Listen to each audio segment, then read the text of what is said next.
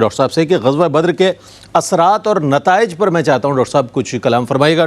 مفتی صاحب نے بہت اچھے انداز میں واقعے کو بیان فرمایا۔ اعوذ باللہ من الشیطان الرجیم، بسم اللہ الرحمن الرحیم۔ مولا صلی وسلم دائما ابدا علی حبیبک خیر الخلق کلہم، یا رب بالمصطفیٰ بلغ مقاصدنا واغفر لنا ما مضی یا واسع الکرم۔ برادر محترم حضرت علامہ محمد سہیل رضا امجدی صاحب نے بدر کے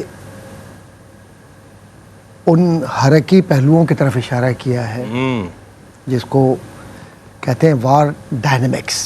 ایگزیکٹلی ملٹری اسٹریٹجی کے اندر وہ خاص ٹرم استعمال ہوتی ہے۔ اور پھر قیادت کہ قائد ہے کون؟ قائد عام فرد ہوگا تو اسے یقین نہیں ہوگا، عام پالیسی ہوگی، عام سی بات ہے، لیکن جب قائد اللہ کا نور ہو تو روشنی کیسے نہیں پھیلے گی؟ یہ اپنی پھونکوں سے اس روشنی کو بجھانا چاہتے ہیں، مٹانا چاہتے ہیں، ممکن نہیں ہے، یہ ناممکن ہے۔ اب یہ جو بدر کا واقعہ جس طرف قبلہ علامہ صاحب نے اشارہ کیا، اس کا بارہا میں نے سوچا کہ بدر کیا ہے؟ بدر اصل میں فتح مکہ کا پیش خیمہ ہے، واہ واہ واہ، کیا بات، مقدمہ ہے، مقدمہ ہے، کیا اچھی بات کیا۔ جس کتاب کو آپ لکھتے ہیں اس کا ایک مقدمہ ہوتا پیش ہے، لفظ ہوتا ہے اس کا، پیش لفظ۔ کیا بات، وہ جتنا مضبوط ہوگا اتنا ہی وہ کتاب اپنی خوبصورتی کے ساتھ قاری کے ذہن میں اترتی چلی جائے گی۔ تو بدر اولا اور بدر ثانی دو بدر ہیں۔ ڈاکٹر صاحب آپ نے اپنے جواب کا بھی پیش لفظ اتنا خوبصورت باندھا ہے، دل چاہتا ہے اس کو تفصیل سے سنیں۔ ذرا سا وقفہ ہے، وقفے کے بعد لوٹتے ہیں اور ڈاکٹر صاحب سے انشاءاللہ جواب کو مکمل کریں گے۔ ڈاکٹر صاحب ہمارے ساتھ رہیے۔ جی جناب، آپ کا خیر مقدم ہے، اسلامی مہمات پر بات ہو رہی ہے۔ قبلہ مفتی محمد سہیل رضا امجدی صاحب نے غزوہ بدر کے حوالے سے بہت ہی جامع و مانع گفتگو فرمائی اور اس کے بہت اہم نکات پر گفتگو فرمائی۔ ہم آف ایئر بھی وہی باتیں کر رہے تھے، اب جب آپ کی خدمت میں حاضر ہوئے تو ہم وہیں سے کنٹینیو کریں گے کہ غزوہ بدر کے اثرات اور نتائج پر ڈاکٹر صاحب نے اتنا خوبصورت ایک سرنامہ کلام پیش کیا، پیش لفظ پیش کیا اپنے جواب کا، کہ دل نہیں چاہ رہا تھا کہ ہم بریک لیں، لیکن چونکہ باقی جواب جو ہے بہت مفصل ہے اور بہت عمدہ ہے، ہم چاہیں گے آپ کی خدمت میں پیش کریں۔ جی ڈاکٹر صاحب، میں یہ عرض کر رہا تھا کہ یہ جس کو ہم جنگ کہتے ہیں نا، اصل میں یہ جنگ نہیں، یہ عبادت ہے۔ اور عبادت اس لحاظ سے اب آپ سوچیے میں کیوں یہ میں نے لفظ استعمال جی فرمائیے۔ جو ظالم ہوتا ہے وہ پیش قدمی کرتا ہے۔ بالکل ایسا ہی۔ مدینہ شریف میں جتنی بار یہ کفار، یہ مشرکین دراندازوں کی صورت میں آئے ہیں، وہ ہیں جن کو غاصبین کے نام سے، دراندازوں کے نام سے یا اٹیکرز کے نام سے پکارا جا سکتا ہے، اور آج کے دور میں ان کو آپ اسٹیبلش ٹیررسٹ کہیں گے۔ آپ واہ واہ واہ، مظلوم کون ہے؟ مظلوم وہ جو اپنے گھر میں ہے، اپنے گھر میں، اور آپ اس کے دروازے پہ جا کے دستک دے کے کہتے ہیں باہر آؤ، باہر آؤ، باہر آؤ، ہم تم سے لڑنا چاہتے ہیں، جبکہ تمہیں یہ معلوم ہے کہ تم بدر میں کتنے گھوڑے لے کر گئے ہو، کتنے انسان لے کر گئے ہو، کتنا سرمایہ تم نے لگا دیا۔ لیکن جس کے ساتھ رب ہو اور جس کے ساتھ توکل ہو، پھر اسے کوئی طاقت کبھی ختم کر نہیں سکتی، کیونکہ یہ دین مصطفیٰ صلی اللہ علیہ وسلم کا پیغام ہے کہ یہ انسانیت کا پیغام ہے، جس کے لیے حضور معاشرے سے اور معاشرے کی طاغوتی قوتوں سے لڑ رہے تھے۔ بے شک بے شک، وہ کوئی قریش کے احساسوں پہ قبضہ کرنے کے لیے کوئی جنگ تھی؟ بھائی آج کی جنگیں ہیں نا، میں تو سیدھی بات کہتا ہوں، آج کی جنگیں پانیوں پہ ہوتی ہے، احساسوں پہ ہوتی ہے، اکانومی پہ ہوتی ہے، مارکیٹنگ پہ ہوتی ہے، اور پھر اسپیس تھیری کے اندر جا کر آسمانوں اور زمینوں پر حکمرانی کے لیے ہوتی ہے کہ چاند پر کون جا کے پہلے جھنڈا لگائے گا۔ تو میرے رسول کا تو خسروا عرش پہ اڑتا ہے پھریرا تیرا، ان کا تو جھنڈا لگا ہوا ہے، انہیں جھنڈا لگانے کی ضرورت نہیں ہے۔ وہ پیغام پہنچا رہے تھے۔ انہوں نے یہ سمجھا کہ بدر کا جو مقام ہے یہاں پر مسلمانوں کو ہمیشہ کے لیے خاموش کر دیں گے، خاموش کر دیا ہے، لیکن عریش کے مقام پر مصطفیٰ کریم کے چہرے انور و آسمان کی طرف نگاہ اٹھا کر وہ دعائیں کرنا اور وہ تضرع کے ساتھ دعا. ہائے اللہ اکبر، قربان جائیں. اور پھر ایقان کا یہ عالم کے اوکاشا نے ایک چھڑی ہاتھ میں لی حضور کے دی ہوئی، وہ جو چھوٹا سا وہ ایک شاخ تھی، اور اس کا تلوار بن جانا. یہ زمینی جنگ نہیں ہو سکتی، کوئی زمینی جنگ ایسے نہیں ہوئی آج تک، حضرت عکاشہ آتا ہے نام ہے نا. اب آپ آ جائیے، اس کے اثرات کیا ہوئے؟ اس کے اثرات یہ ہوئے کہ یہ ہمیشہ کے لیے یہ جو کفار تھے، مشرکین تھے، ان کی جو طاقت تھی اور ان کا جو غرور تھا، اور ان کے اندر جو وہ اتھارٹیرین اسکول آف تھاٹ تھا. Authoritarian school of thought political science میں ایک خاص ٹرم ہے.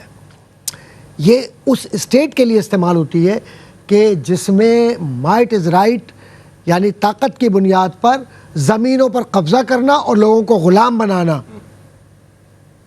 جو یونان کی ریاست میں بھی نظر آتی ہے. لینڈ مافیا اتنا پرانا ہے یہ جناب جب سے انسان پیدا ہوا یہی کام کر رہا ہے کہ سچ کے خلاف کھڑے ہو جاؤ اور یکجا ہو کر.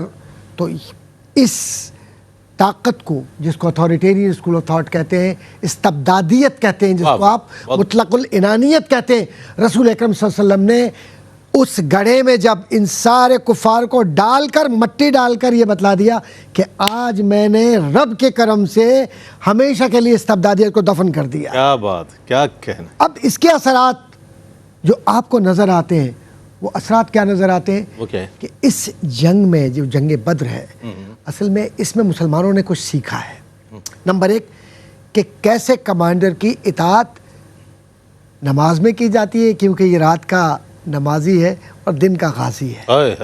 کیا اچھی بات ہے. تو جو رات کا نمازی اور دن کا غازی، تو تربیت اتنی مکمل ہے کہ اس کا دل سوتا نہیں کبھی. اب یہ جب محراب و منبر سے نکل کر اس مقام پر پہنچتے ہیں جو بدر کا مقام ہے، اور کفار نے اپنی اپنی جگہوں کو منظم کیا ہوا اور بڑے تفاخر کے ساتھ ڈھول پیٹ رہے ہیں اور سب کچھ ہو رہا ہے معاملہ، وہاں حضور اکرم صلی اللہ علیہ وسلم نے کیسے پلیسمنٹ یا پلیسنگ کروائی ہے لوگوں کی، اور کس طریقے سے وہ طریقہ کار اور روشنی، اور پھر اس کے بعد حکمت عملی. اور جس کو کہتے ہیں آپ کے شروع میں جو لوگ گئے ہیں اور جا کر ان کو دیکھا، اور آنے کے بعد پھر اپنے حکمت عملی میں حضور اکرم صلی اللہ علیہ وسلم نے فرمایا کہ تم ایسے کرنا، تم ایسے رہنا، تم یہ ہوگا، ایسے ہوگا، اور فلاں فلاں یہاں یہ سب مریں گے اور ان کے ساتھ یہ مارے جائیں گے. اس پورے عمل کے اندر آپ دیکھیے، مجھے کوئی دنیا کا، دیکھیے دنیا کی ایک بڑی جنگ ہے فرانس کے اندر، اس کے اندر نیپولین بوناپارٹ کا ایک جملہ بڑا کام کا ہے. وہ کہتا ہے کہ کوئی قیادت جو جنگی حکمت عملی کی بنیاد پر میدان کارزار میں ہو، یہ طے نہیں کر سکتی کہ دشمن کہاں پر روکا جائے گا اور مارا جائے گا. لیکن میرے رسول صلی اللہ علیہ وآلہ وسلم کی ذات پر قربان جائے، انہیں یہ پتا تھا کہ بدر کے اس مقام پر یہ مارا جائے گا، اور بدر میں ہی یہ کفر رکے گا. کیا بات. تو رسم حق و باطل ہو تو فولاد ہے مومن. اولاد ہے مومن. واہ. تو یہ جو فولاد کی کیفیت ہے، یہ ایقان کا وہ تقاضا ہے جس کو سوائے اہل ایمان کے کوئی سمجھ ہی نہیں سکتا اس لذت کو.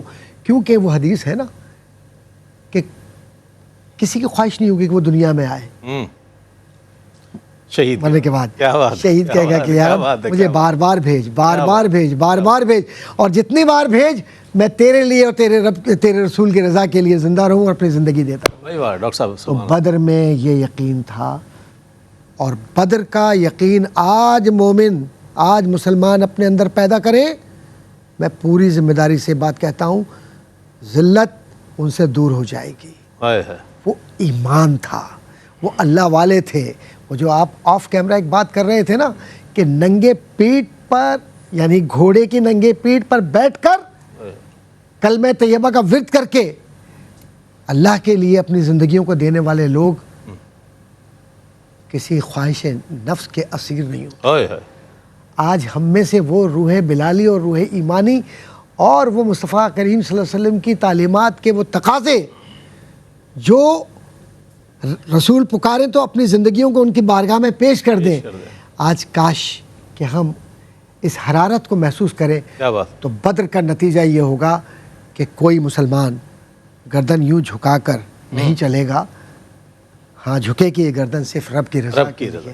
بقیہ دنیا میں کوئی طاقت اس سے سرنگو نہیں کر سکتی. یہ ایمان کی کمزوری ہے جس کی وجہ سے آج ہمارے لیے عملی مشکلات ہیں.